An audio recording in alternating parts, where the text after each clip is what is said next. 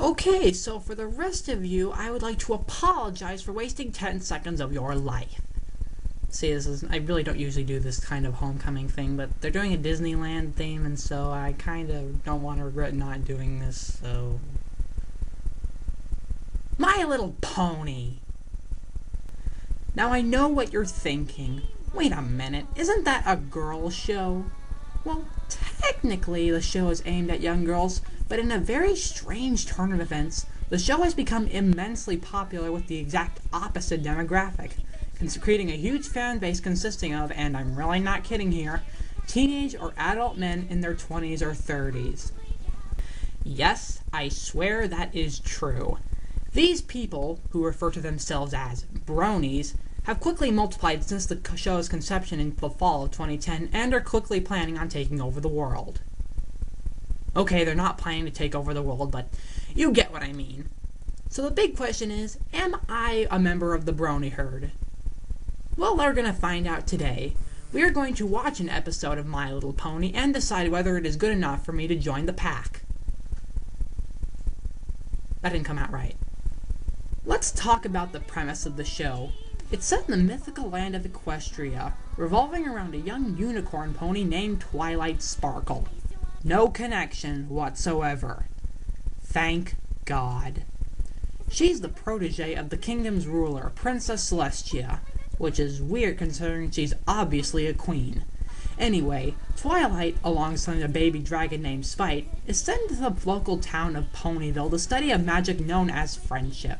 Here, she befriends 5 other ponies, and the rest of the show pretty much depicts the everyday problems that the ponies have. Let's talk about these other ponies, shall we?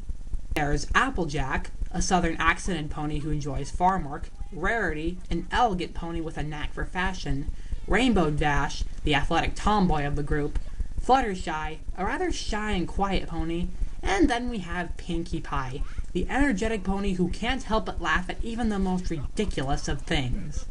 Okay then, now that we know the characters, let's watch an episode.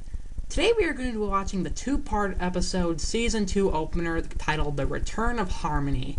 This is definitely one of the more popular episodes of the franchise, and so I think this would be a good place to start. So what are we waiting for, people? Let's watch! So the episode opens with a trio of younger ponies who identify themselves as the Cutie Mark Crusaders. They're taking a field trip with their class through a sculpture garden and come across a rather unusual statue. This creature is called a Draconequus. He is the head of a pony and a body made up of all sorts of things. What do you suppose that represents? Confusion, evil, chaos! Actually, in a way, you're all right. Their teacher explains that the statue is that of a creature known as Discord, who once spread chaos throughout Equestria. But without anyone noticing, the young ponies fighting causes the statue to start cracking and laughing evilly.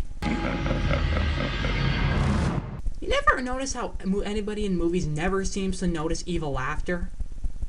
Weird, isn't it? After the opening credits, we find Rainbow Dash coming across a rather unusual sight.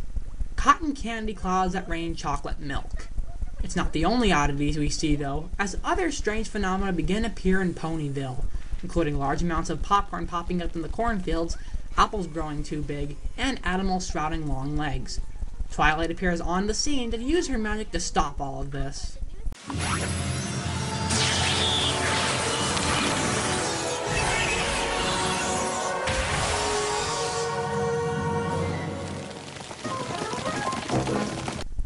Well, that failed miserably.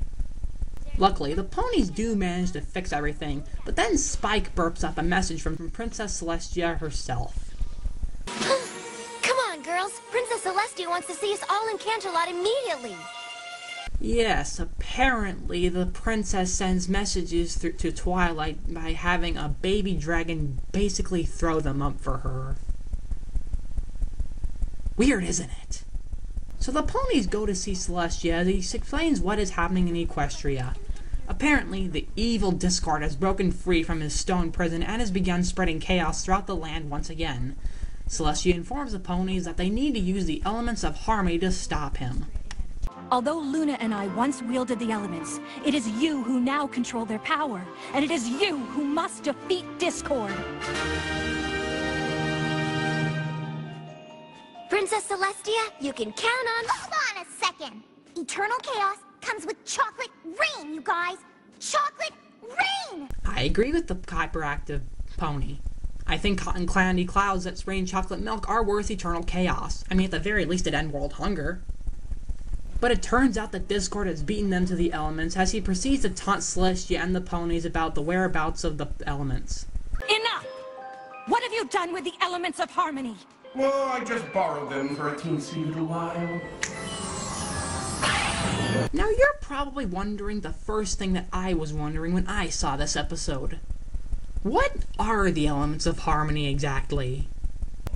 Well, from what I can gather, the elements of harmony are magical amulets that the ponies use to thwart evil.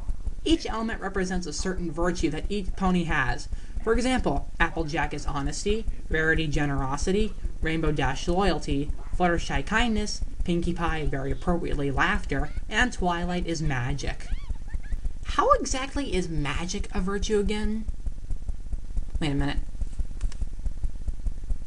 Friendship is magic, and friendship consists of honesty. Well, I guess it kind of makes sense.